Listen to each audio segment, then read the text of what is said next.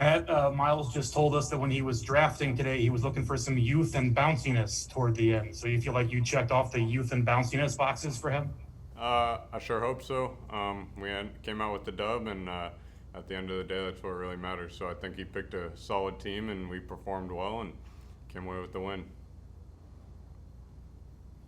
What's sort of the benefit from a team building perspective to get out there with guys who obviously who are on the major league roster, like Miles has been, like Webby has been, and to sort of build that camaraderie with guys at that level as you guys are kind of working for a common goal out here? I think that kind of stuff is invaluable. I experienced it in high school a little bit, being a freshman on the varsity team, and not necessarily feeling comfortable going up to the seniors and being able to talk to them. And when I became a senior and I was in a role of a little more respect and command from the younger guys, I made it a point that we were approachable just as easily as any of the coaches were. So on a similar note, I think getting to gel with these guys a little bit in spring training and off the field, and even doing stuff like we did today, makes it a lot easier to go out on the field and compete when that time comes, and you don't have to worry about feeling like, am I accepted or not accepted, or do these guys like me or not like me.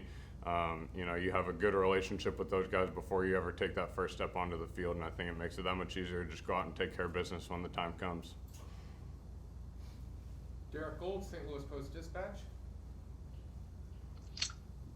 Hey, Matt, I'm wondering what that draft process is like as you're seeing your teammates and your peers and other pitchers go off the board. Are you wondering when you might get picked? Are you wondering what veteran might take a chance on you?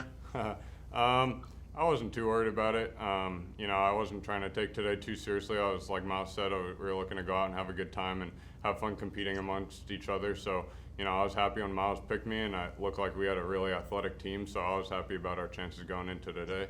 And obviously we came out with the win. So, The number you went overall? I have no clue. It was probably 15 picks or so into the draft.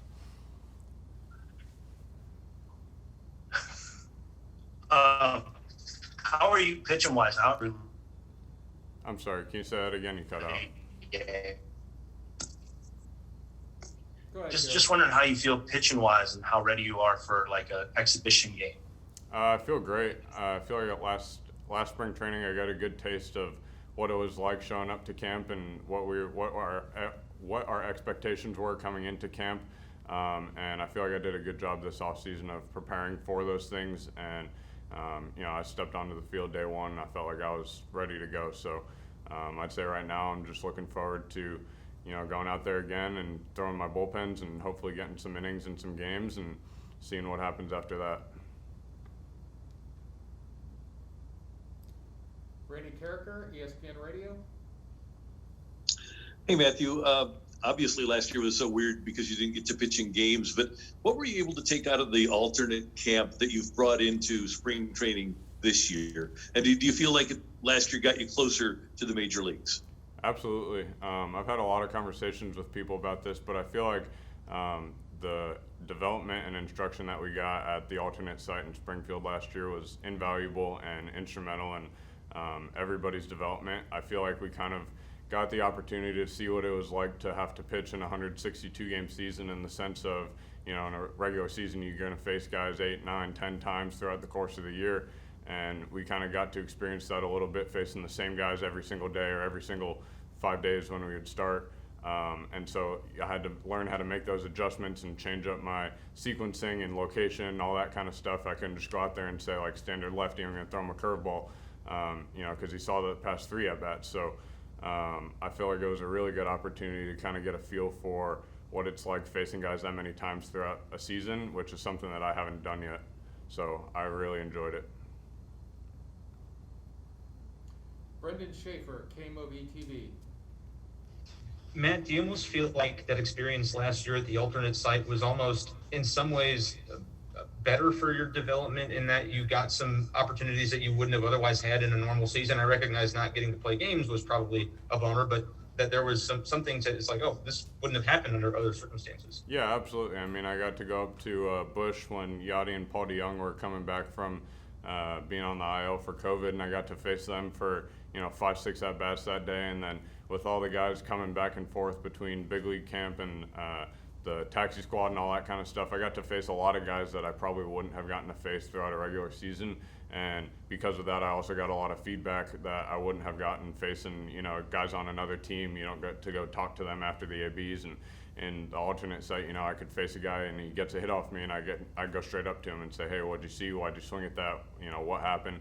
And I feel like that was extremely beneficial and something that certainly wouldn't have happened given different circumstances. Zach Silver, MLB.com. Hey Matthew, I know it's still kind of early into camp, but if you had to think back, you know, at the end of this year, what to you will successful years look like as far as your goals, or kind of what do you want to make sure you get accomplished in the next year? You know, at the end of the day, my goal is to go out and give the team, whoever I'm playing for, the best opportunity to win possible. I'd say that's probably my biggest personal goal. You know, obviously I'm coming to spring fighting for a spot and trying to go out there and prove what I'm all about. But at the end of the day, those are, you know, the uncontrollables. So I'm going to let those chips fall where they may and just try and go out and take care of business every day like normal.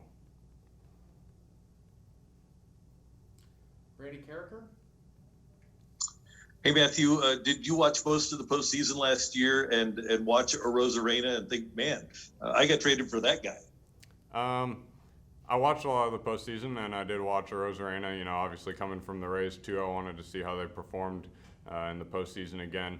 I don't really feel like it ever crossed my mind like, oh, that's the guy I got traded for. I have expectations now that I have to live up to. At the end of the day, like, my competition is myself. So, you know, I wish him all the best. I want to see him go out there and have success. And when it comes to what I need to take care of, I'm looking in the mirror every day and competing against that guy. So I don't feel like there's any added pressure on me or added expectations because of the way that he performed.